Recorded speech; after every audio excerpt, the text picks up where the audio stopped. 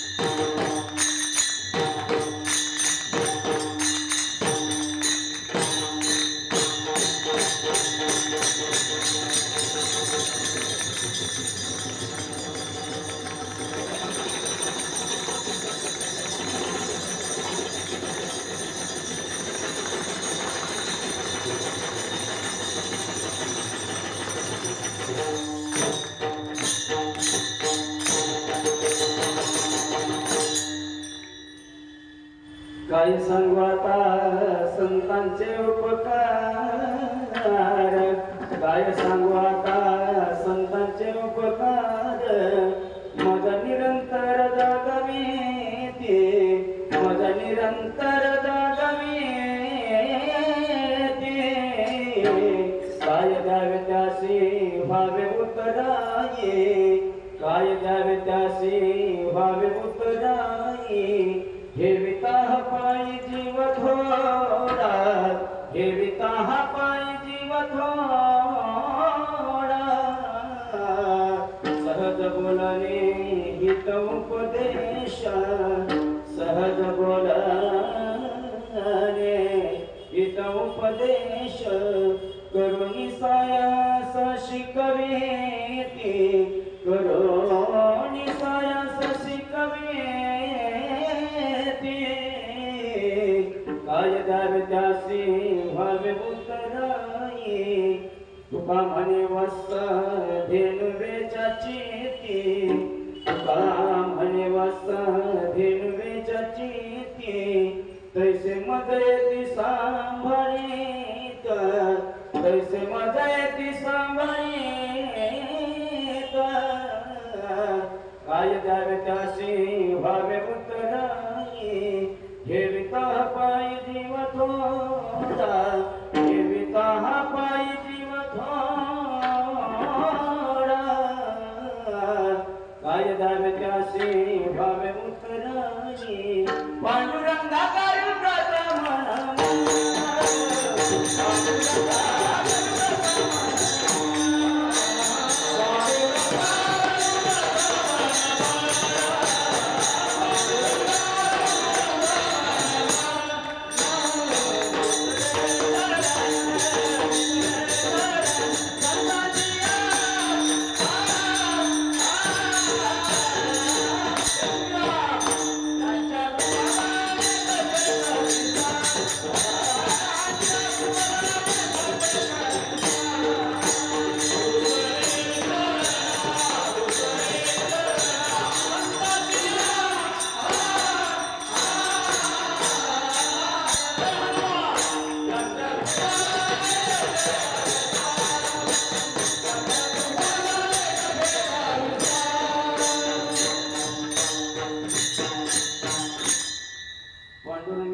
प्रथम मन दुसरी चरण संतांच्या, त्यांच्या कृपणाने कथेचा विस्तारो पावते सद्गुरु दास तुका, जयांची किती स्मरण होय सकळ विद्येचे अधिकरण, तेची बंधू श्री चरण श्री गुरूंचे ते नमस्कार, आता गुरुर् ब्रह्मा गुरुर्विष्णू गुरुर्देव महेश्वरा, गुरुर् साक्षात् परब्रह्म, तस्मै श्री गुरुवे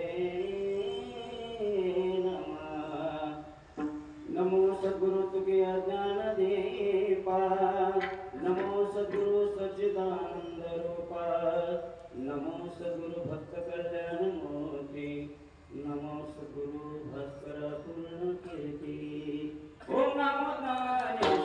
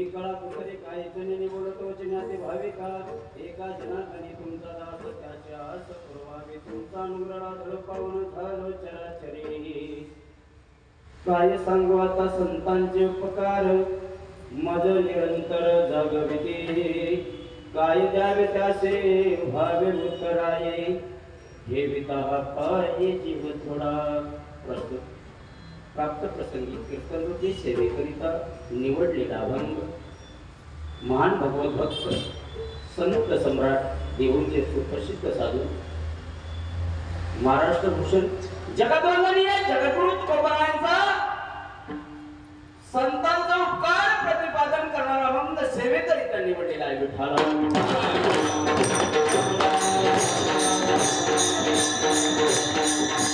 अभंग जगद्वंदनीय जगद्गुरु तुकोबारायांचा आहे, परंतु अभंगाचा भावार्थ सांगण्यापूर्वी परिहार देणं गरजेचं आहे. वारकरी संप्रदायाचा नियम आहे, वारकरी संप्रदायाचा दंडक आहे. कुठल्या तरी कारणाने भगवान परमात्म्याची कीर्तनरूपी सेवा प्राप्त होत असते आणि त्या निमित्तानं आज या ठिकाणी जगद्वंदनीय जगद्गुरु तुकोबारायांच्या सदेह वैकुंठ गमन सोहळ्यानिमित्त आज चालू असलेला भगवान परमात्म्याचा अखंड हरिनाम सप्ताह गेली 48 वर्ष चालू आहे. 52 वर्ष झाली आता हे 53 आम्हाला 52 वर्ष झाली म्हणजे 32 36 12 48 4 तप झाली. 5व्या तपामध्ये पदार्पण आहे. जर एवढा मोठा अखंड हरिनाम सप्ताह या ठिकाणी 52 वर्ष कमी झाली का? तसं तुमच्या मनाने हे योग्य आहे. 8 वाजता जर तुम्ही सर्वजण या ठिकाणी भगवान परमात्म्याचं चिंतन श्रवण करण्यासाठी जमलेले आहात याच्यावरून दिसतंय की 52 वर्ष बरोबर पूर्ण झाली. विठ्ठला विठ्ठला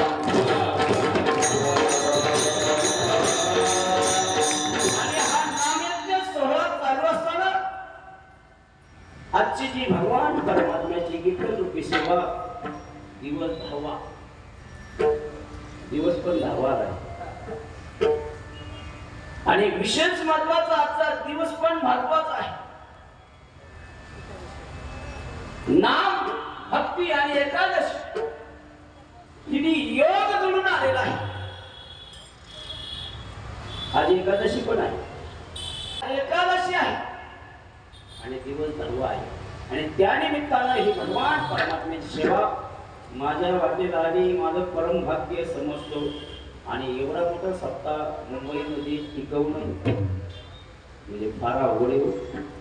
18 दिवसाचा भगवान परमात्म्याचा नामयज्ञ सोहळा कीर्तनरूपी सोहळा या ठिकाणी 18 दिवस आता मुंबईमध्ये भरपूर फिरतो आपण, पण 18 दिवसाचा सोहळा कुठे बघितला? विठ्ठल विठ्ठल म्हणजे याच्यावरून कळतं की तुमच्या अंतःकरणामध्ये भगवान परमात्म्याविषयी किती प्रेम आहे. 18 दिवसावरून कळतं.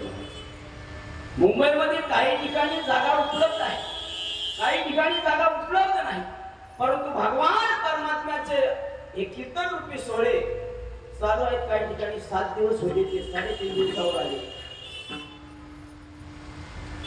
काही 3 दिवसाचे होते ते 2.5 दिवसावर आले. जागे अभावी नव्हे कार्यकारिणी मंडळीमध्ये सुद्धा तसंच होते.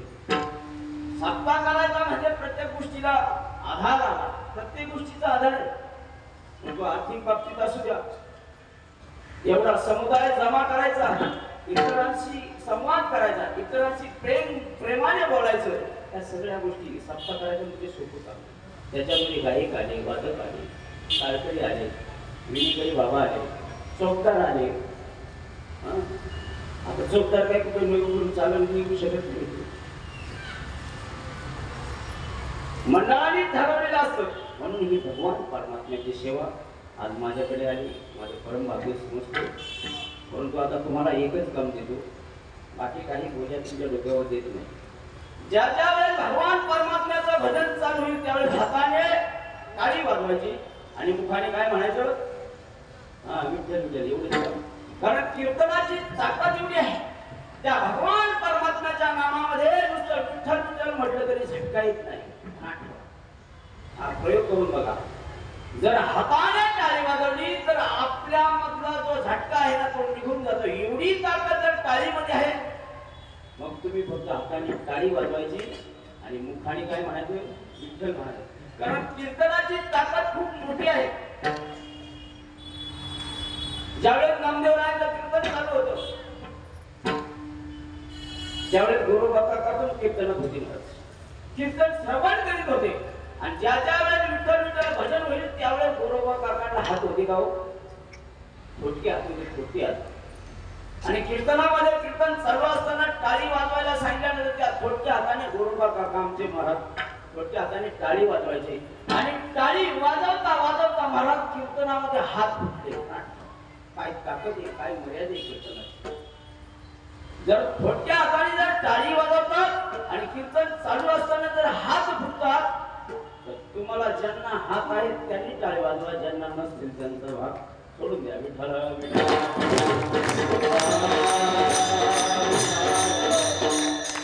म्हणजे हे सुद्धा संतांचे उपकार आहे. नवे नवे जगाची माऊली ज्ञानोबा आमचे कीर्तन करू लागले त्यावेळेस काय व्हायची माहिती आहे? कैसा वासुदेव बोलतो बोल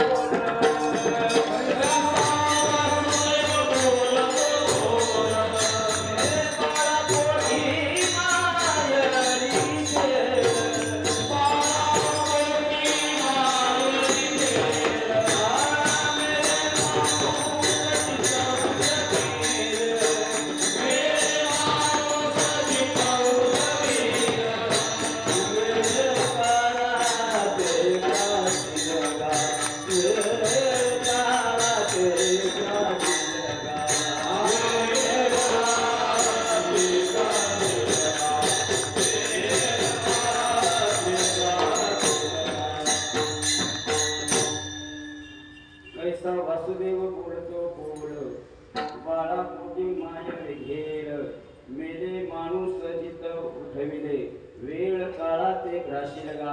जर जगाची मावळी ज्ञानोबांच्या कीर्तनामध्ये मेलेली माणसं जिवंत व्हायची. काय ताकद आहे कीर्तनाची. कीर्तनात असलेली मेलेली माणसं जिवंत व्हायची आणि तुम्ही आम्ही मग कीर्तनात बसल्यानंतर आनंदित असावा, हसमुख चेहरा असावा. कारण इथं चेहरा पाडण्याचं ठिकाण नाही. तुम्हाला सगळ्यांना माहित आहे चेहरा पाडून कुठं बसतात सांगायची गरज नाही. मग तिथं मावळ्यांना सांगायची गरज नाही. काळी चारच्या स्वराला मग किती वरडायचं ते वरडायचं. मग त्यांना स्वराची गरज, पेटीची गरज. जर तिथं जर आपण चेहरा पाडून बसत असेल तर इथं भगवान परमात्म्याचं चिंतन चालू आहे, कीर्तन सेवा चालू आहे, प्रवचन चालू आहे, भजन चालू आहे. जिथं भगवान परमात्म्याचं चिंतन चालू आहे तिथं हसमुख चेहरा असावा. विठ्ठल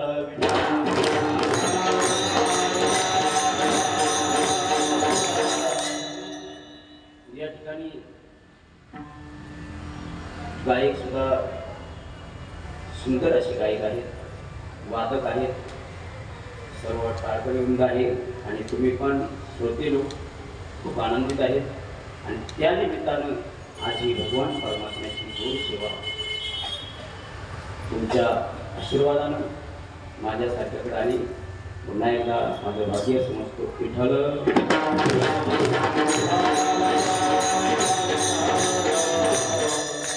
जगद्वंदनीय जगद्गुरु तुकोबाराय सांगतात की संतांचे तुमच्या आमच्यावर अनंत असे उपकार आहेत. काय उपकार आहे तो? आता या ठिकाणी भगवान परमात्म्याचं कीर्तन चालू आहे. जर कीर्तनासाठी काय साध्य पाहिजे, काय साधन पाहिजे? जर जगद्गुरु तुकोबारायाने जर गाथा काढला नसता,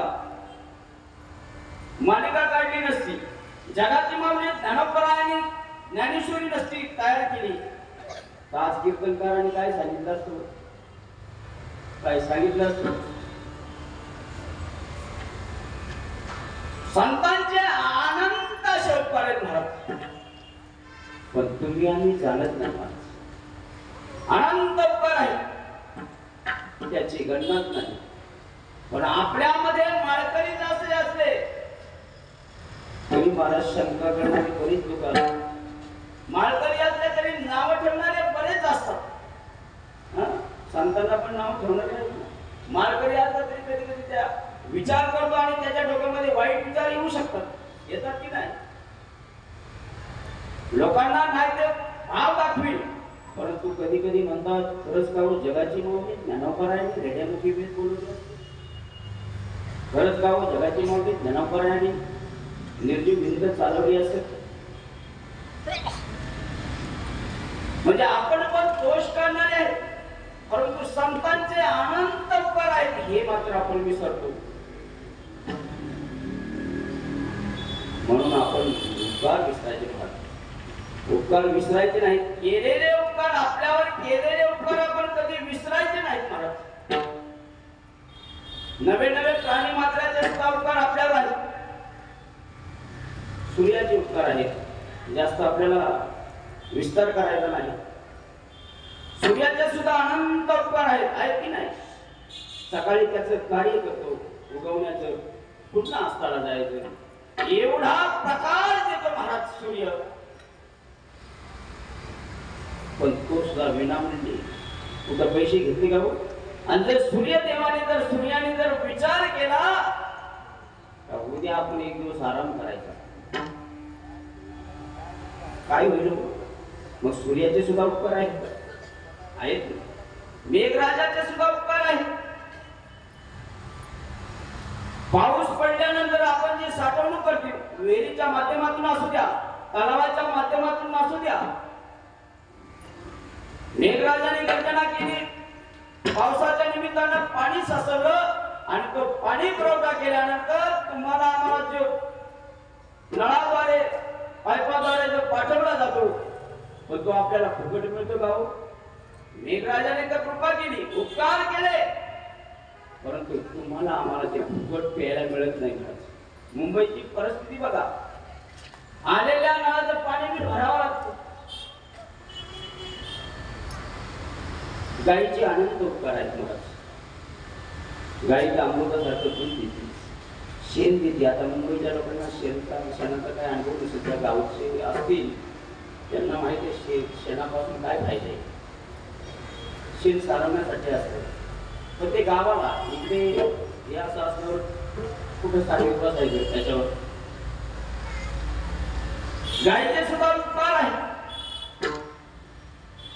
अनंत उपकार, परंतु सगळे उपकार हे व्यर्थ आहेत. संतांचे उपकार तुमच्या आमच्या हिताचे आहेत, कल्याणाचे आहेत महाराज.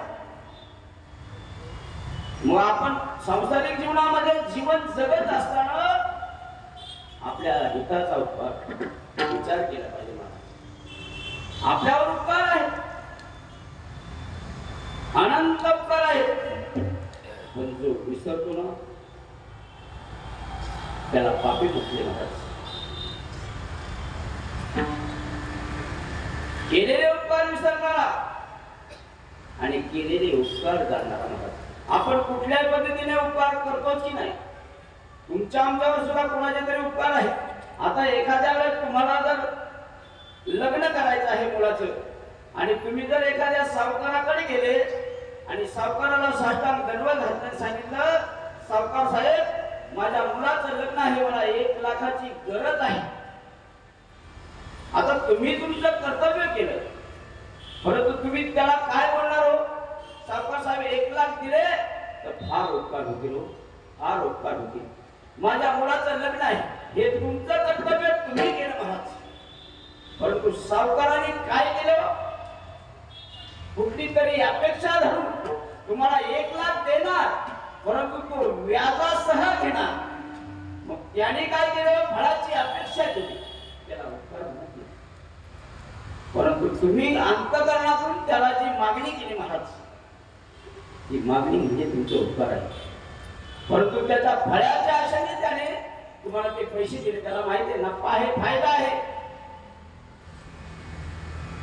जसं संतांचे आपल्यावर अनंत उपकार आहेत महाराज. आता उपकार म्हणजे काय? तुम्ही म्हणाल उपकार उपकार चालले. उपकार म्हणजे काय? उप म्हणजे जवळ आणि कार म्हणजे करणं. आता प्रत्येक जीवनामध्ये आपण जीवन जगत असताना महाराज आपण संसाराच्या जवळ सुद्धा करतो ना. आता तुम्ही सगळं काम करून आले, काय असेल ते घरचं काम असेल, आपलं जेवणाचं काम असेल, काही फराळाचं बनवलं असेल, परंतु तुम्ही सर्व संसारिक गोष्टी करून या ठिकाणी भगवान परमात्म्याचं चिंतन श्रवण करण्यासाठी आले. म्हणजे तुम्ही संसाराच्या जवळ करता महाराज. संसारिक जीवन जगत असताना आपण सांसारिक जीवन जगत असताना सांसारिक जीवन व्यक्त करतो आणि जवळ करतो महाराज. आणि पारमार्थिक जीवनामध्ये आपण जीवन जगत असताना आपण देवाच्या जवळ करतो. आता हे वाचक आहे, यांना छंदच आहे किंवा आवड आहे याची, ते पक्वादाशिवाय बाजूला जाऊ शकत नाही. त्यांना पक्वाद जवळ असला तरी तो आनंदच आहे, म्हणजे आवडत ते जवळ करतात. हे गायक आहेत, त्यांना माईकचा संबंध आला, कारण हे साधन असेल, मग तो कुठलेही साधन असू द्या, गाणारा असू द्या, वादक असू द्या, प्रवचनकार असू द्या, कीर्तनकार असू द्या, प्रत्येकाचं साधन म्हणजे माईक. म्हणजे हे आपण जवळ करतो महाराज. तसं पारमार्थिक जीवनामध्ये सुद्धा भगवान परमात्म्याच्या जवळ आपले संत मायबाप करतात महाराज. आणि तुम्ही आम्ही संसारिक जीवनातले महाराज आपण संसाराच्या जवळ करतो. आपण प्रापंचिक आहोत म्हणून आपण संसाराच्या जवळ करतो. मग जगामध्ये असे कितीतरी श्रीमंत लोक आहेत की नाही, पण जवळ करणे म्हणजे कीर्ती आहे. कितीतरी श्रीमंत लोक आहेत, परंतु सगळ्यांची कीर्ती आहे का जगामध्ये? कितीतरी उद्योगपती आहेत, परंतु सगळ्यांची कीर्ती आहे का? नाही. का नाही हो? कितीतरी विद्वान आहेत, सगळ्यांची कीर्ती आहे का? नाही. कितीतरी ब्रह्मवेत्ते आहेत, परंतु सगळ्यांचीच कीर्ती नाही. कारण आपल्या जवळ असलेलं ज्ञान ज्यांनी स्वतःसाठी वापरलं ना, त्यांची जगात कीर्ती नाही.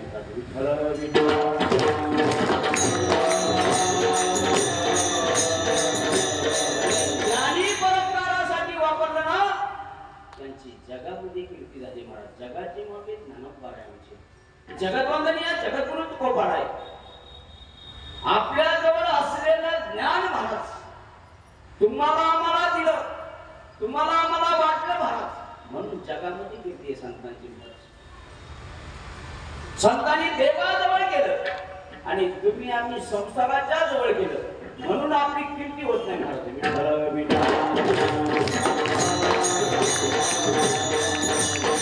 तुमची आमची कीर्ती होती. किती दिवस होती हो?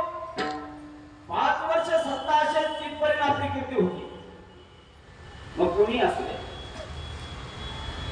5 वर्षाच्या पुढे चालत नाही, आपली कीर्ती खाली येते.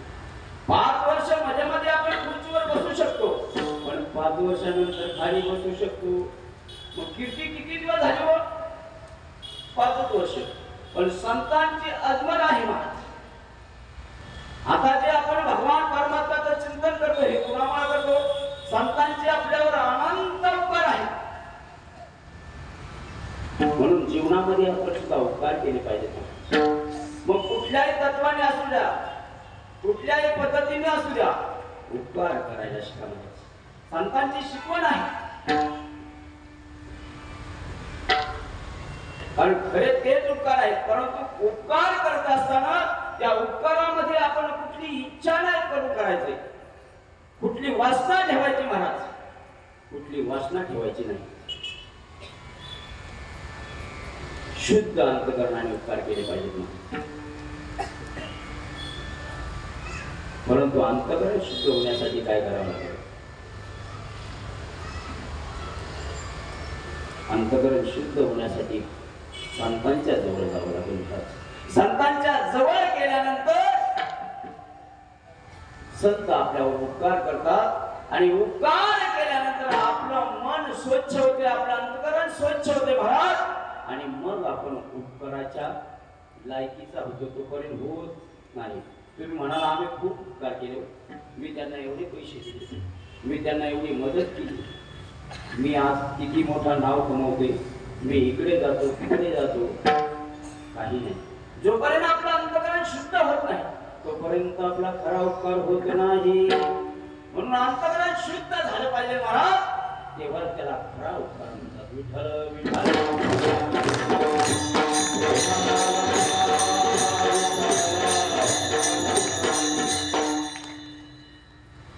एक दृष्टांत सांगतो. निवृत्ती दादांना मांडे खाण्याची इच्छा झाली खरंच, कधी न खायची. आणि मांडे खायची इच्छा झाल्यानंतर महाराज आमची 5 वर्षाची मुक्ताईने विचार केला, म्हणजे निवृत्ती दादाला जर मांडे खायचे तर ते भाजायचे कशात, कारण घरी काही नव्हतं, फक्त खापर सुद्धा नव्हतं. मुक्ताईने विचार केला आणि दुरू गावामध्ये त्या कुंभाराकडे गेली आणि कुंभार दादाला मागणी करू लागली. पण कुंभार दादांनी बघितल्याबरोबर सांगितलं, या या या म्हटले, तुमचं पाय आमच्या घराला लागले, आम्ही पुण्य झालो. परंतु त्या ठिकाणी वेसोबा चाटी त्या ठिकाणी उभा होता महाराज, त्याला माहित होतं. आणि मुक्ताई गेल्यानंतर महाराज त्या ठिकाणी कुंभार दादाला सांगितलं, कुंभार काका, माझ्या निवृत्ती दादाला कधी इच्छा नाही केली रे, परंतु आज मांडे खाण्याची इच्छा झाली आहे. परंतु मांडे भाजण्यासाठी घरामध्ये काही भांड नाही, मला एक मडक्याचं खापर द्याल का? ते म्हणजे खापर कशाला, मडकं घेऊन जाणार. ते म्हणजे मटकं नको, मला खापर असलं तरी भरपूर झालं, म्हणजे भरपूर पडले, घेऊन जा. वेसोबा चाटीने घरात त्या ठिकाणी बघितलं आणि मुक्ताईला बोलला, संन्यासाची मुलं मांडे खायला निघाले, वा, खबाखात मांडे भाजून खा, नाहीतर काही खा, तुला खापर मिळणार नाही. आणि कुंभाराला वेसोबा चाटीने सांगितलं, हिला खापर दिलं तर माझ्याशी गाठ आहे. आमची 5 वर्षाची मुक्ताई घरात असा रडू लागली. काय अवस्था म्हणजे असतो, काय तिचं मन काय म्हणत असेल महाराज. परंतु विचार केला, जर माझे निवृत्ती दादा असते, माझी मावडी असती, तर याला जाग विचारला असता.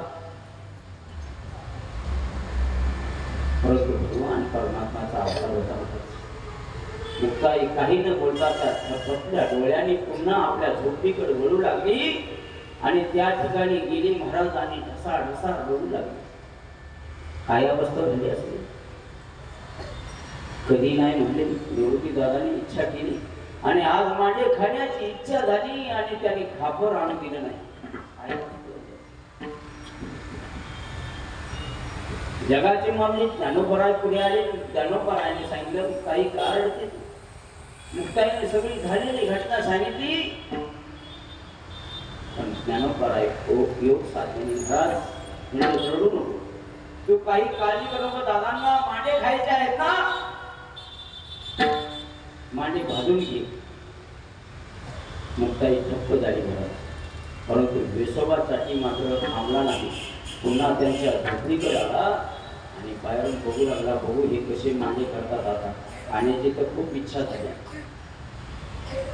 योग साधनेने जगाची मागणी ज्ञानोबरायाने आपल्या पाठीवर अग्नी तयार केला महाराज आणि मुक्ताईला सांगितलं, भाजून घे मांडे, भाजून घे. अक्षरशः मांडीवर महाराज जगाची मागणी ज्ञानोबरायांच्या मांडी पाठीवर महाराज भाजायला सुरुवात केली. मांडे भाजले, सुगंध असा दरवळला महाराज, बाहेर गेला सुगंध. वेसोबा चाटी सुद्धा महाराज चकित झाला. परंतु जगाची माऊली ज्ञानोबराय जगाची आई होती, जगाची जननी होती महाराज. ज्ञानोबरायाने ओळखलं, वेसोबा चाटी आहे. सगळे बसले महाराज जेवायला. वेसोबा चाटींना सुद्धा जगाची माऊली ज्ञानोबरायाने आवाज दिला, म्हणजे बाहेर काय आहे, बसले आहेत, तुम्ही ब्रह्मवेत्ते आहात, आतमध्ये या. त्यावेळेस वेसोबा चाटीने महाराज जगाची माऊली ज्ञानोबरायांचे पाय धरले, लोटांगण घातलं, म्हणजे चुकलं माझं.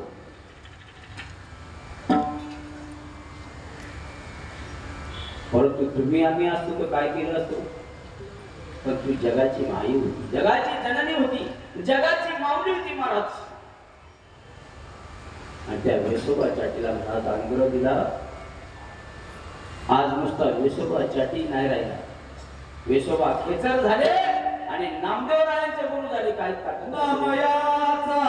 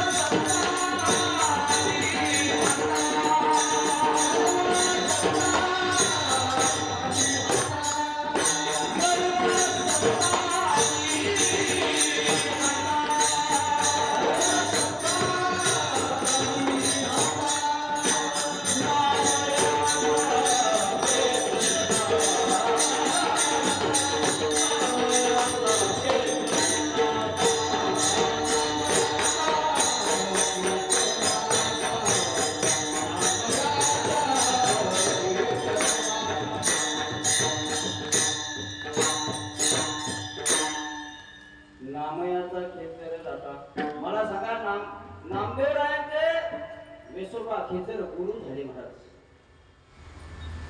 काही संतांनी उपकार केले हो. अहो जे खळ आहेत नास्तिक आहेत दुष्ट आहेत पापी आहेत त्यांना सुद्धा गुरु करण्याची ताकद संतांची आहे. काय उपकार केले संतांची जे खळांचे व्यंकटी सांडू तया सकर्मी रती वाढू भूता परस्परे पडो मैत्र जीवांचे ससाई दानामध्ये जगाची मावणी ज्ञानोबा काय सांगतात जे खळ आहेत दुष्टी आहेत पापी आहेत त्यांना सुद्धा संत जीवदान देतात. आपण तर किती भांडलो असतो मला नाही वाटत आपण जागेवर थांबलो असतो. आता जिथं गडबड हो जाई एक सुद्धा एक कीर्तनाला थांबायचा नाही लगेच धावून जावं आपण. परंतु जगाची मावणी होती महाराज जगाची आई होती मग संत कशासाठी आले येथे उपकारासाठी आले घरच्या वैकुंठी उपकारासाठी आले तुमच्या आमच्या उपकारासाठी आले. आता त्यांना वैकुंठ धाम असं घर आहे भगवान परमात्मा त्यांचं स्थान आहे. निरंजनी आम्ही बांधलेले घर जर असं निरंजनासारखं त्यांचं घर आहे वैकुंठ धाम हे घर आहे काय गरज होती खाली यायची त्यांना. परंतु तुमच्या आमच्यासाठी आले हे तरी विसरू नका. असे अनंत उपकार संतांचे आहेत महाराज असे असलेले संत महाराज. परंतु लोक सुद्धा विचारायला लागले काय संतांचे उपकार आहेत काय संतांचे उपकार आहेत. आपण माझ्या प्रथम काय सांगू आता काय सांगू आता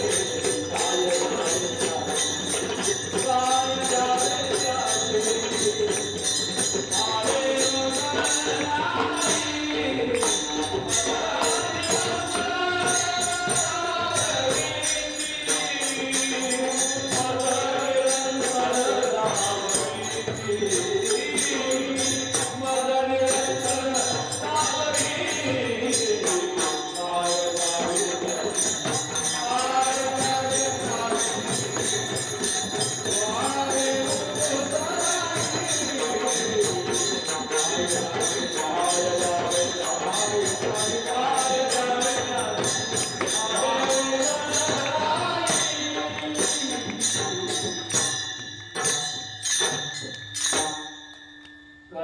सांगू आता संतांचे उपकार मज निरंतर जागवती. जगद्वंदनीय जगद्गुरु तुकोबराय सांगतात की काय सांगू संतांचे उपकार महाराज.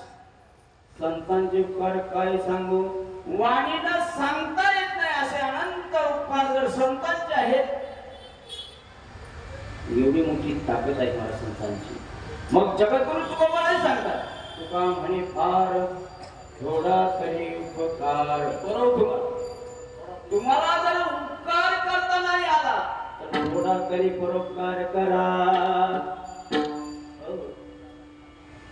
परोपकार केल्यानंतर महाराज एकदा का वळण लागला आपल्याला परोपकार करता करता महाराज आपण अनंताचे उपकार करू शकतो इतरांवर. पण परोपकाराची आपल्याला पहिले वळण लागायला पाहिजे महाराज, सवय लागायला पाहिजे. एकदा का परोपकार केला की उपकार करण्याची सवय लागते. म्हणून पहिला परोपकार केला पाहिजे महाराज. थोडा तरी परोपकार करा. कोण सांगते, जगद्गुरु तुकोबराय सांगतात. सांगणारे अधिकारी आहे, तुमच्या आमच्या सारखे सामान्य नाही.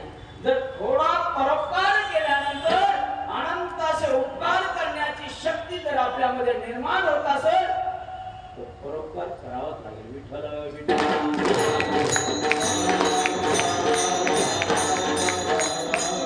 परोपकार थोडा करायचा म्हणजे काय करायचं नेमका.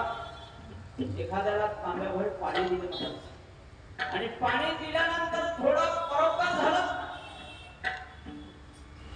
तांब्याभर पाणी दिल्यानंतर परोपकार झाला, परंतु देवाची प्राप्ती नाही. तांब्याभर पाण्याने परोपकार होईल परंतु देवाची प्राप्ती होणार नाही. एकदा परोपकार करता करता आपल्याला उपकाराची सवय लागते महाराज. म्हणून उपकार करण्यासाठी पहिला आपल्याला संतांची ओळख करून घेतली पाहिजे. आता काय सांगू आता संतांचे उपकार.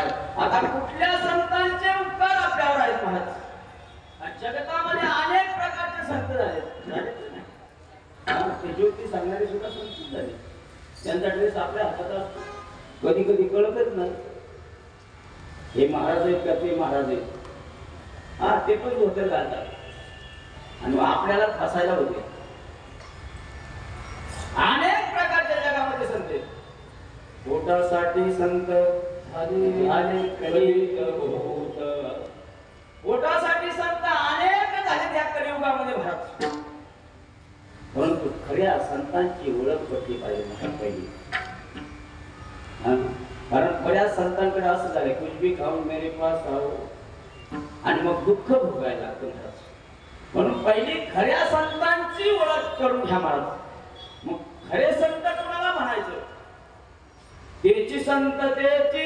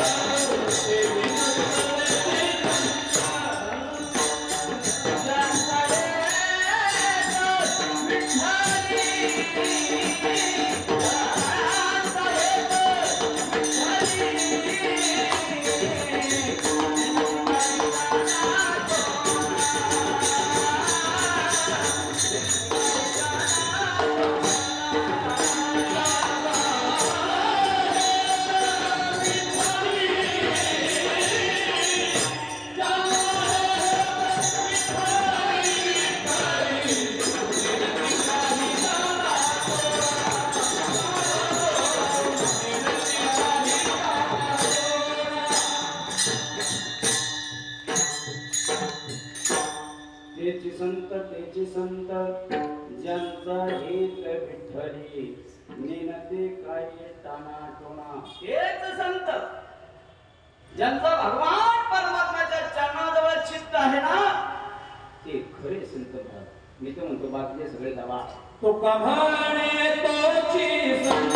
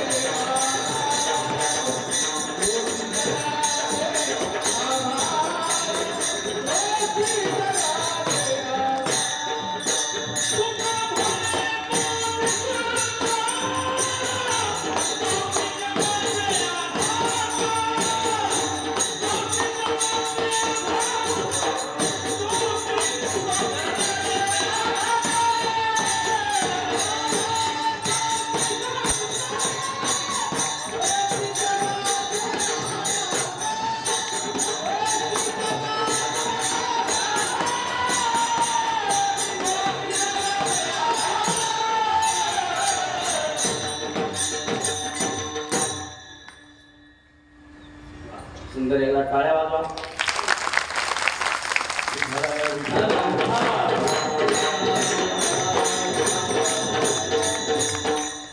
त्याची संत जनता हेत विठाई, नेनती काही टाणा टोना. इकडे तिकडे नाही, भगवान परमात्म्याच्या चरणाजवळ त्यांचं चित्त आहे ना, ते खरं संत महाराज. बाकीचे सगळे गवाळ, तुम्ही म्हणाल असं कसं म्हणता डायरेक्ट गवाळ. जगद्गुरु तुकोबांचा प्रमाण आहे. आणि कणा कापडू गबाळा ते बरी, आणि कणा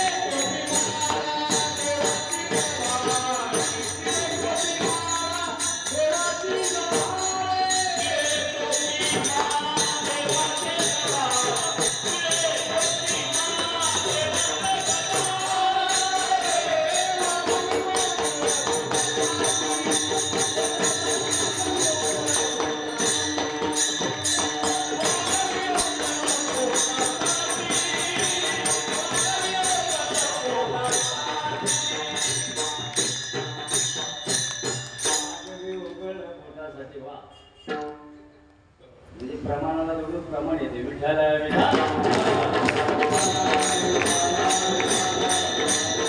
म्हणून जगतामध्ये खऱ्या संतांची ओळख करून घ्या महाराज. अनेक खोटे संत कमाल झालेत महाराज, पण खऱ्या संतांची ओळख करून घ्या आणि त्या संतांच्या चरणाजवळ लीन व्हा महाराज. मग मात्र अनंत उपकार करण्याची शक्ती तुमच्या आमच्यामध्ये येण्याची. काय सांगू आता संतांचे उपकार, अनंत असे संतांची आपल्यावर उपकार आहेत महाराज. जर आपल्यावर जर उपकार नसते तर आज तुम्ही समोर बसले असते का कीर्तन श्रवण करायला? हे उपकारच आहेत ना, काहीतरी पूर्वजन्माची पुण्याई आहे. पुण्याई असल्याशिवाय तुम्ही इथे बसत नाही. आता या गोवंडी शहरामध्ये कितीतरी अनंत पटीने लोक असतील, जनसमुदाय असेल, परंतु प्रत्येकाच्या प्रारब्धामध्ये नाही, प्रत्येकाच्या संचितामध्ये नाही. तुमच्या आमच्या जीवनामध्ये काहीतरी पूर्वजन्माची पुण्याई महाराज. म्हणून भगवान परमात्म्याच्या सभामंडपामध्ये तुम्ही भगवान परमात्म्याची कीर्तन रूपी सेवा श्रवण करीत आहात.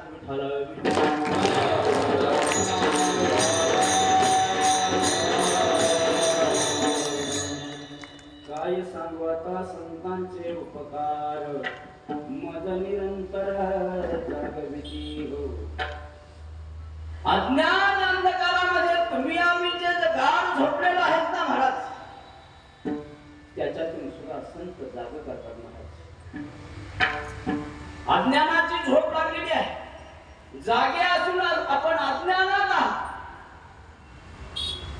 जागृत अवस्थेत मला सुद्धा आपण जागृत पाहिजे महाराज.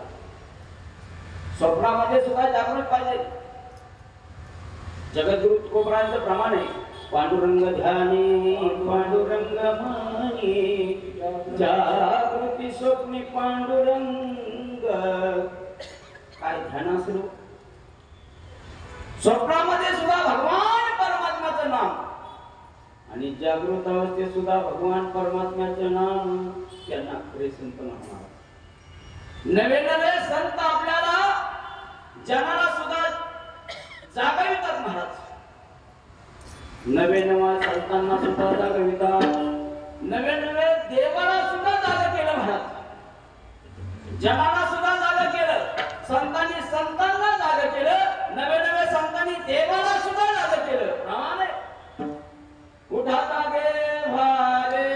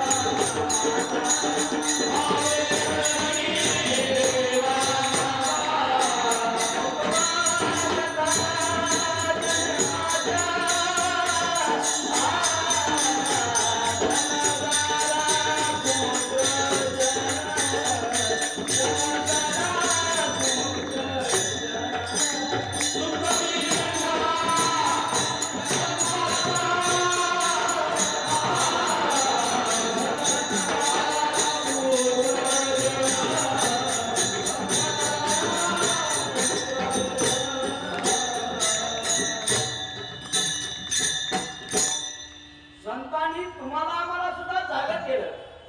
उठा जागे व्हारे आता, स्मरण करा पंढरीनाथा, भावे चरणी ठेवा माता, चुकवा व्यथा जन्माच्या.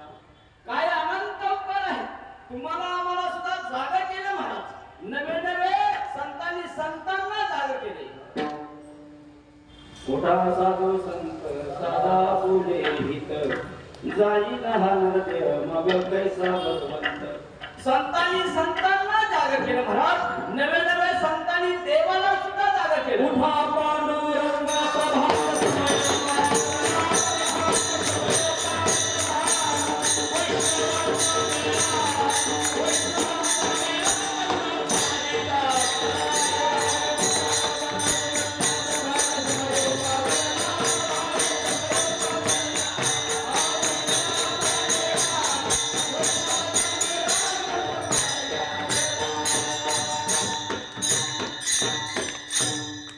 उठा पांडुरंगा आता दर्शन द्या सकाळा, झाला उदय सर्वेंद्रियाची वेळा.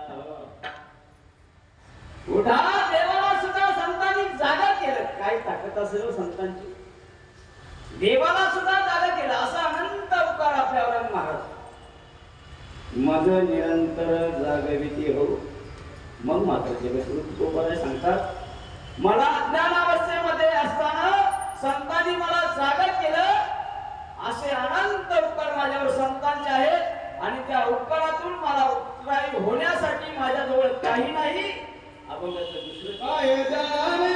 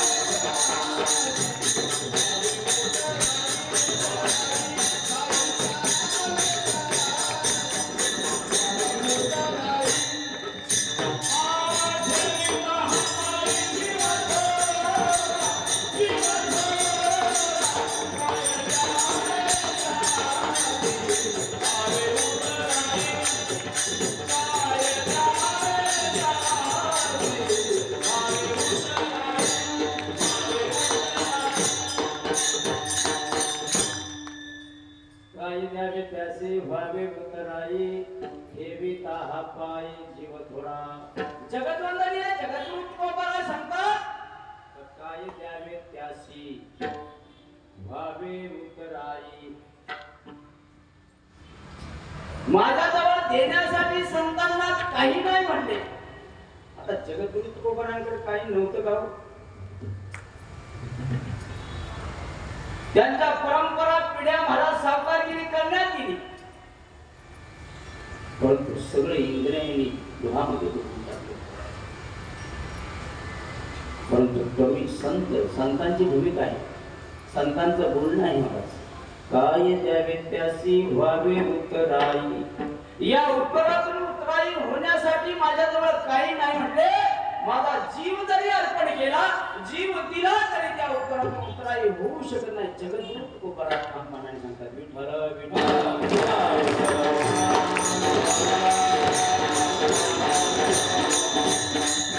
नवे नवे संतांचे असे अनंत उपकार आहेत. देवाला सुद्धा त्या उपकारातून उतराई होण्यासाठी देवाजवळ सुद्धा काही नाही, काही ताकद असेल संतांची. देवापेक्षाही श्रेष्ठ संत आहेत महाराज. जर संतांच्या उपकारातून जर देवालाही जर सुटता येत नाही महाराज, तर काय आनंद उपकार आहे संतांचे. लंकेचं उदाहरण घ्या, सर्वांना ज्ञात आहे.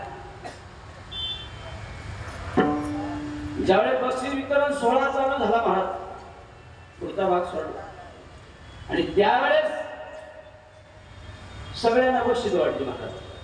जेवढी वाढणार सेना होती सगळ्यांना, फक्त हनुमंतराय बाकी राहिली महाराज. हनुमंतरायांना बाकी ठेवला म्हणजे प्रभू रामचंद्रांना प्रश्न पडला की ज्याचे अनंत उपकार आहे त्याला फक्त मी पंच प्राण देऊ शकतो. प्राण अपान व्यान उद्यान समान, हे माझे पंच प्राण जरी दिले ना तरी मी उपकारातून उतराई होऊ शकत नाही. देवाला प्रश्न पडला, एवढे समान संतांचे अनंत उपकार तुमच्या आमच्यावर नाही, देवावर सुद्धा आहेत. विठ्ठल विठ्ठल.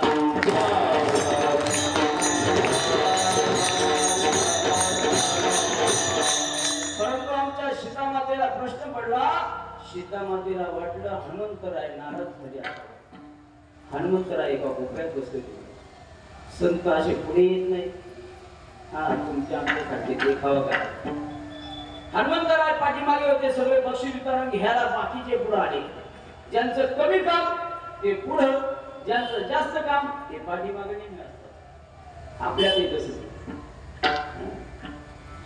ज्याची कमी सेवा आहे ना ते हात करून पुढे येते, ज्यांची जास्त सेवा आहे ना ते पाठीमागे बसते. असे आहेत. तुम्ही असंही समजू नका, काही पारमार्थिक जीवनामध्ये पारमार्थिक जीवन जगत असताना महाराज अजून सुद्धा नम्र माणसं आता ह्या भूमीवर आहेत असं समजायचं नाही. पण नवीन पिढीमध्ये, नवीन कलियुगामध्ये महाराज, या कलियुगामध्ये असे नवीन जीवन जे जगतात ना, पारमार्थिक असं नाही तर कुणी असतो, पण कमी सेवेचं फळ आपलं तरी पुढे येणारे बरेच असतात. असं नसावं. जिथं भगवान परमात्म्याचं चिंतन आहे ना तिथं हा मान नसावा. तसे आमचे हनुमंतराय सगळ्यात पाठीमागे होते. सीतामाईला प्रश्न पडला, हनुमंतराय आमचे नाराज असावे, परंतु ते संत होते महाराज. भगवान शंकराचा अवतार आहे, तिला अशी तशी नाही. आणि त्या ठिकाणी महाराज सीतामाई गेली आणि हनुमंताला म्हटले, का रे तू नाराज दिसतोय? म्हणजे नाराज होऊ नको, माझ्याकडे 9 लाखाचा हार आहे, तो तुला देते. हनुमंतराय ते उडान मारली आणि झाडावर बसले तो हार घेऊन आणि एक एक मणी करू लागले.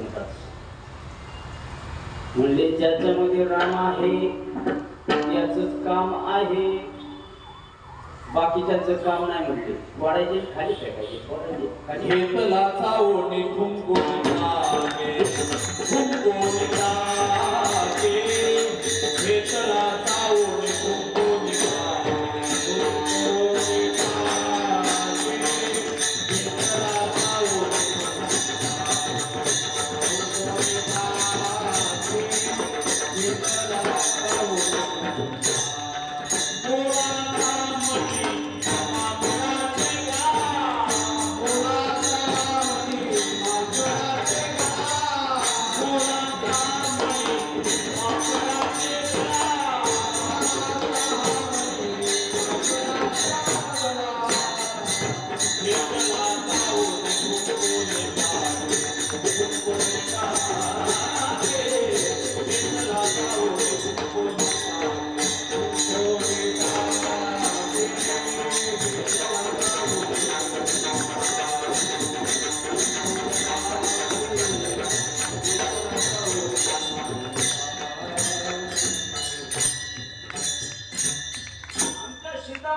हनुमंतरायांच्या कामाचं अनुभव नका महाराज. आणि ते संतांची भूमिका होती. फक्त देवाला कळालं हनुमंतरायांचे अनंत उपकार आहेत. एवढी लंका जिंकून येणं सोपं काम नाही. सगळं हनुमंताचं मोठं कार्य होतं. म्हणून हनुमंताला प्रभू रामचंद्रांना देण्यासाठी काही म्हणतात. काय द्यावे त्याशी व्हावे उतराई, ठेविता हा पाय जीव थोडा. आणि असे असणारे संत महाराज जर तुम्ही आम्ही जर ऐकलं नाही महाराज, जर आपलं जर हित करायचं असेल तर त्याच्या बोलण्यामध्ये हित आहे. अभंगाचं सहज बोलणे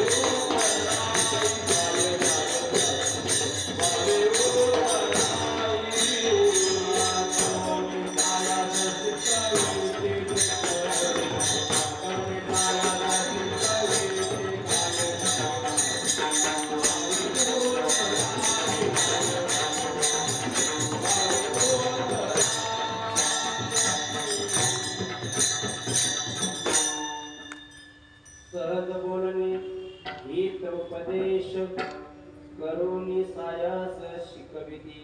जगतवंदनीय जगद्गुरु तुकोबराय काय सांगतात हो? सहज बोलणे हित उपदेश. संतांच्या बोलण्यामध्ये हित आहे महाराज. सहज बोलण्यामध्ये हित आहे. आणि जर तुम्ही आम्ही जर नाही ऐकलं, करुणी सायास शिकविती व्हा. सायास करून शिकवतात महाराज. आपल्या शरीराला कष्ट देतात महाराज. काय गरज होती? काय हित करण्याची गरज होती महाराज? परंतु ते संत आहेत महाराज. आपलं सुद्धा बोलणं आहे. आपण सुद्धा बोलतो. बोलण्यात तो लई पटायचं असतं. सभा मंडपामध्ये जरी भगवान परमात्म्याचं चिंतन करून गेले तरी खरंच होत गेले याची पण शाश्वती नाही महाराज. खोटं बोलायला लागले हुशार होतो. कारण जास्त खरं सांगितलं ना तर लोकांना आवडत नाही. आताच्या ह्या कलियुगामध्ये जर खोटी बातमी जर तिथं खोट्या बातम्या असतील, खोटी चर्चा असेल तिथं कान ऐकतात. आणि खरं असेल तिथं लोक कान बाजूला करतात. आणि ही सत्य परिस्थिती आहे महाराज. बोलण्यात लय हुशार. काही लोक म्हणायचे काय लांबचा कीर्तनकार पाहिजे, जवळचा कशाला, इकडचा कीर्तनकार पाहिजे, तिकडचा पाहिजे. तो काय वेगळं सांगणार. त्यांनी काय गाथे काढले, त्यांनी काय ग्रंथ काढले. संतांच्याच गाथे आहे. त्याच्यावर कुणी असू द्या बघतो, त्याच्यावर बोलणार नाही. स्वतःच काय वास्तव्य काय आहे आपल्याला? आपण हे उष्ट घेतोय महाराज. जर संतांनी जर दिलं नसतं तर तुम्ही आम्ही सेवा केली असती का? मग आनंद उपकार आहे की नाही? म्हणून बोलण्यात सुद्धा आपण कसं असावं. साच आणि मवाळ मिलके आणि रसाळ अमृताचे बोलणं कसं असावं. साच मवाळ असावं. गोड बोलणं असावं. आपल्या बोलण्यामध्ये हित असावं.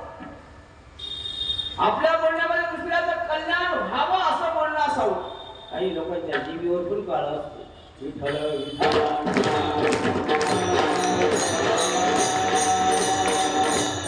खरंय त्याने तर जास्त बोलूच नाही. जर दुसऱ्याचा जर वाईट होत असेल तर त्याने जास्त बोलूच नाही. जास्त देवाबद्दलच बोलावं. ज्यातून त्यांनी समजून जावं. आपल्या बोलण्यामध्ये हित असावं महाराज. आपण दुसऱ्याचं कल्याण हवं असं बोलावं महाराज. काही लोक बोलण्यात जावे. आता जर म्हटलं ना, अहो तुम्ही रात्री कीर्तनाला नाही आले, ते म्हणले येणार होतो पण लय उशीर झाला. काही उशीर काही नसतो, घरीच बसलेला असतो. पण काही लोकांना सांगणार का आज एकादशी तुम्ही फराळ बिराळ नाही केलं. अहो काय ध्यानातच राहिलं नाही, सकाळीच झालं. म्हणजे माहीत असताना तुझा खाण्याची जर क्रिया असेल, बोलण्यात हुशार आहे का नाही? बोलणं आपलं चांगलं असावं, बोलण्यात हित असावं, सहज बोलणे हित उपदेश उपदेशपर असावा. महाराज संतांचं बोलणं हितकारक आहे, उपदेशपर आहे. करुणी सायास शिकविली. काय गरज आहे त्यांना कष्ट द्यायची?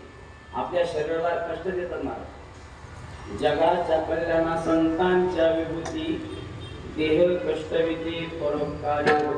तुमच्या आमच्यासाठी स्वतःच्या देहाला एवढा त्रास केला महाराज आणि आपल्यावर आनंद उपकार केलं. नवे नवे त्यांच्या बोलण्यामध्ये सुद्धा हित आहे, त्यांच्या बोलण्यामध्ये कल्याणकारक वस्तू आहे महाराज. काय बोलले मग आपण सुद्धा गोड बोलावं, नेहमी प्रेमानं बोलावं. का पहिली गोष्ट परमार्थिक माणसाने कधी सांभाळायला पाहिजे, मग कोणी असू द्या, कारण आपल्यामध्ये जमत नाही. हा कीर्तनकार कधी कीर्तनकाराबरोबर चांगलं बोलत नाही, गायक बरोबर कधी गायकाबरोबर चांगलं बोलत नाही. आता हे एखाद्या गावचे माझे दररोज ते गोड बोलतात, वादक आमचे आनंदित आहेत, ते हसमुख आहे, ते चांगलेच बोलतात. जर वेगळा वादक जर हा दुसऱ्या गावचे असतील आणि हे दुसऱ्या गावचे असतील आणि आजच आले असते, त्या वादकावरून भांडण झाली असतील.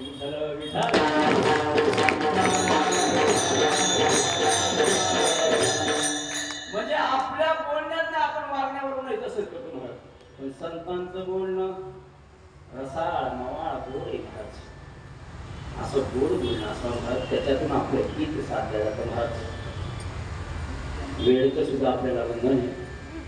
सहज बोलणे हित उपदेश करुणी सायास शिकविती. कारण काही लोक आहेत ना, आता हे कलियुगामध्ये जास्त शिक्षण झाले ना, त्याच्यामुळं बोलण्यात सुद्धा लोक आधुनिक युगाने बोलतात महाराज. हा आपल्या हिताचं बोलत नाही, पण आधुनिक युगाने बोलतात महाराज. आता एका घरामध्ये छोटस दृष्टांत सांगतो बघा. बोलण्याचं म्हणजे तात्पर्य काय असावं, बोलण्याचा अर्थ सुद्धा कळायला पाहिजे महाराज. आता लोक जास्त करून काय करतात माहिती का, ह्या कलियुगातल्या मावल्या आपल्या मुलीचं नाव आवडीनं म्हणतात महाराज. नाव काही ठेवू द्या, पण बऱ्याच महिला अशा का ते आपल्या मुलीला सोनूच म्हणतात. हा आवडीनं, असं नाही म्हणत का तुम्ही तुमच्या मुलीचं नाव काही असू द्या, पण आवडीनं जर बोलवत असेल माझी सोनू माझी सोनू, असं बरेच जण म्हणतात महाराज. आणि तसंच शिकलेली डबल ग्रॅज्युएशन झाली महाराज. आईने सांगितलं म्हटले आपल्याला जेवायची वेळ झाली, संध्याकाळी जेवायचंय, 8 वाजलेत, मी जरा बाहेर जाऊन येते, तू तोपर्यंत काय कर, पापड घेऊन भाजीत बस. काय सांगितलं सोनूला? Graduation double graduation Sonu. सोनूला सांगितलं आईनं पापड घेऊन भाजीत बस. आता बोलण्याचा अर्थ तिला कळायला पाहिजे ना. डबल ग्रॅज्युएशन आहे, शिक्षण आहे, आधुनिक युगातलं शिक्षण आहे महाराज. सोनूला काय केलं, आई निघून गेली महाराज. सोनूला पापड घेतले आणि भाजीत जाऊन बसली. म्हणजे भाजीत पुढं बाजूला भाजीचं रोपटं होतं ना, त्या भाजीत जाऊन बसली सोनू. आई आली 8:30-9ला आली. आई भुकीने व्याकुळ झाली होती. आईने सांगितलं सोनू कुठे गे? सोनूला सांगितलं मी भाजीत. ते तुला सांगितलं काय म्हणजे जेवायची वेळ झाले, पापड घेऊन भाजीत बस. आता तू तर म्हणली पापड घेऊन भाजीत बस. तिला वाटलं भाजीच्या मळ्यामध्ये जाऊन बसायचं, पण आईचं सांगणं काय होतं महाराज, ते पापड घेऊन भाजीत बस म्हणजे भाज तू तिथं जाऊन. म्हणजे बोलण्याचा अर्थ सुद्धा आधुनिक युगातल्या लोकांना कळत नाही. तर ते किती तुम्ही शिकवलं बोलणं असणार. त्या सोनूला सांगितलं घरात झाडू कचरा काढ आणि वरून बघून टाक. सोनूने चांगला महाराजच बघितला आणि वरून डोक्यावर टाकलं. कारण आता महाराज काय असे पॅन्ट शर्ट घालीत नाही, पांढरा शुभ्र ड्रेसच असतो. तिनं बघितलं बघून टाक. आईने सांगितले बघून टाकायचंय ना. सोनू कचरा घेतला, टोपली भर कचरा निघाला महाराज. सगळं घराची झाडून केली. बऱ्याच दिवस घर झाडलं नव्हतं. आपण कसं दिवाळीला एकदम सगळं काढतो, बेड काढतो, शोकेस काढतो, हे काढ ते काढ. हे आपण एका वर्षातून एकदाच करतो का नाही सांगा मावल्यानं? वर्षातून एकदा तिकडे कोण बघत नाही, फक्त पुढचं सकाळचं असतं. पण वर्षातून दीपावलीला सगळं कसं सोनूने सगळा टोपली भर कचरा काढला आणि खालून महाराज चालले होते. महाराज सोनूने बघितलं आणि पांढरी शुभ्र कपडे होते त्याच्यावर तिला टाकून टाकला. आता महाराज काय म्हणणार तर ते पहिलं घरांना शिड्या असायच्या. महाराज भाता घेऊन कशाला वर जातील. म्हणजे बोलण्याचा अर्थ तुम्हाला आम्हाला कळत नाही. तसं संतांच्या बोलण्यामध्ये हित आहे. आपलं बोलणं सुद्धा हितकारक असावं. महाराज दुसऱ्याला जर बोलायचं असेल त्याचं जर आपल्या बोलण्यातून जर कल्याण व्हायचं असेल तर असंच बोला. महाराज सहज बोलणे हितोपदेश करून सायास शिकविती काय द्यावे त्याचे भावे उत्तराये ठेविता पाये जीव थोडा. एकदा मोठ्या प्रेमाने त्या भगवान परमात्म्याचं सगळ्यांनी हात वरती करून टाळी वाजवायची आणि त्या भगवान परमात्म्याचं नाम चिंतन करायचं. विठोबा जय विठोबा.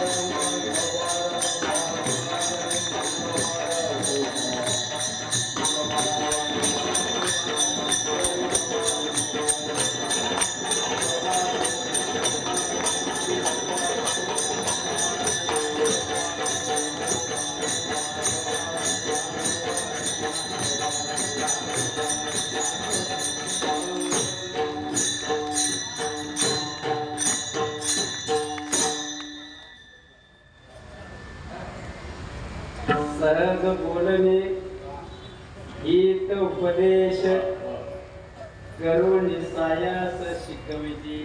मला वाटलं आता हाराने खाली पडतो का काय. विठ्ठल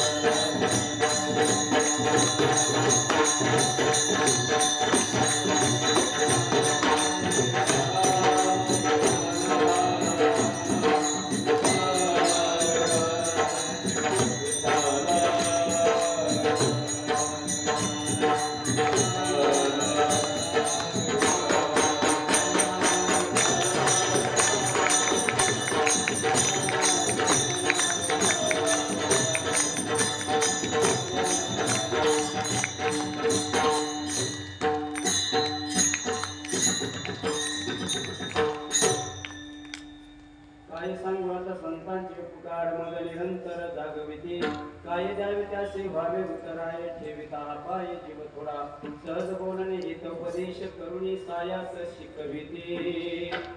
संतांच्या बोलण्यामध्ये हित आहे.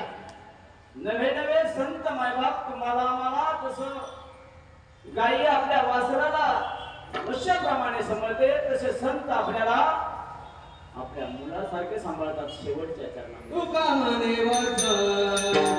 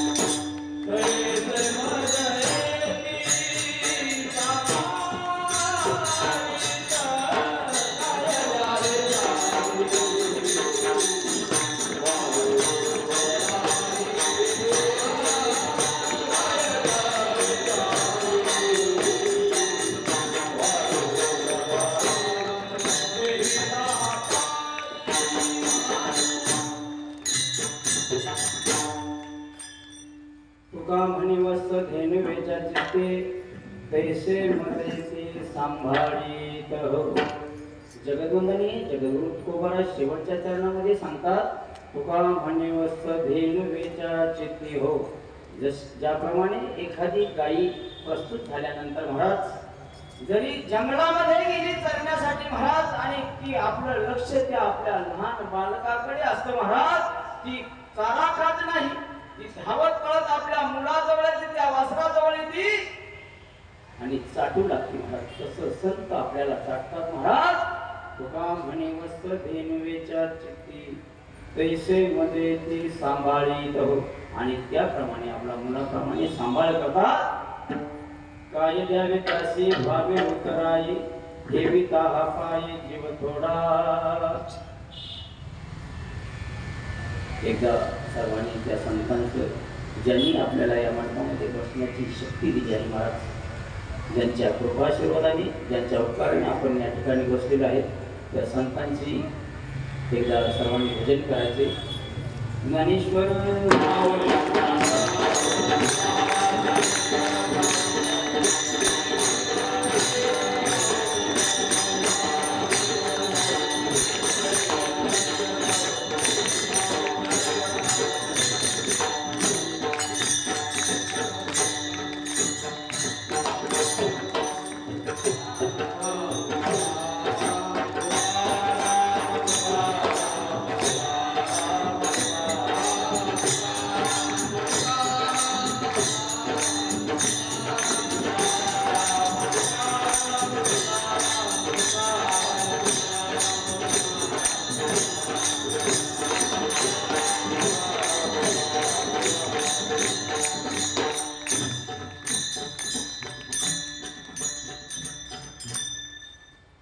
काय सांगू आता संतांचे उपकार मन निरंतर जागविते. काय द्यावे त्यासी भावे उतराय ठेविता पायी जीव थोडा. सहज बोलणे हित उपदेश करून सायास शिकविते. कामनेवश्य धेनुवेच्या चित्ती तैसे मध्ये ती सांभाळीत. काय द्यावे त्यासी भावे उतराय ठेविता पायी जीव. झालेली सेवा त्या भगवान परमात्म्याच्या चरणी, जगद्गुरूंनी जगद्गुरु गोपाळांच्या चरणी, जगाची माऊली ज्ञानोबारांच्या चरणी, माझ्या सद्गुरूंच्या चरणी आणि तुमच्या संत मायबाबांच्या चरणी सेवा समर्पित करून या ठिकाणी सुंदर असं वाद्यकाम, त्यांचेही आभार, त्यांच्याही चरणी सेवा समर्पित करून त्याप्रमाणे उत्कृष्ट असे आमचे गायक सुंदर असं म्हणजे अशी साथ असावी, नाहीतर ती चिकनगुनियाची साथ आल्याशिवाय राहणार, ती तशी साथ नसावी. अशी साथ असल्यावर जरा बरं वाटतं. कारण बऱ्याच ठिकाणी असा प्रसंग येतो, कधी कधी पकवादा ते याचे शेल असतात, बॅटरी जे पहिले मोठमोठे होते, काही ठिकाणी असे शेल आम्ही बघितले जावं. अशी साथ असावी, सुंदर अशी काळकरी. साहेबांचे आभार, त्यांच्याही चरणी सेवा आमचे विनिकर बाबा 2 तास विना घेऊन म्हणजे ती भगवान परमात्म्याची शक्ती महाराज, त्यांचे आभार. त्याप्रमाणे आमचे 2 चोपटा ते तर असे मोक्यावरच थांबलेत, म्हणजे मी कुठं पळून जाऊच शकत नाही, पण ते पायरीच्या शेजारी थांबले. ते असे नाही काही एवढे मारे, त्यांना माहिती आहे सोपी वाटत राहणार. त्यांचे आभार. आणि आमचे गायकर महाराज, आम्ही बऱ्याच वर्ष रेल्वे स्पर्धेमध्ये भाजनाच्या माध्यमातून नंबर मारले ते सांगले. आणि त्यांचे आभार. माझ्याबरोबर आलेले आमचे शंकर महाराज डुबले आणि सर्वांचे, म्हणजे तुमच्या सर्वांच्या त्यांनी सेवा समर्पित करतो. सेवेला पूर्ण करा.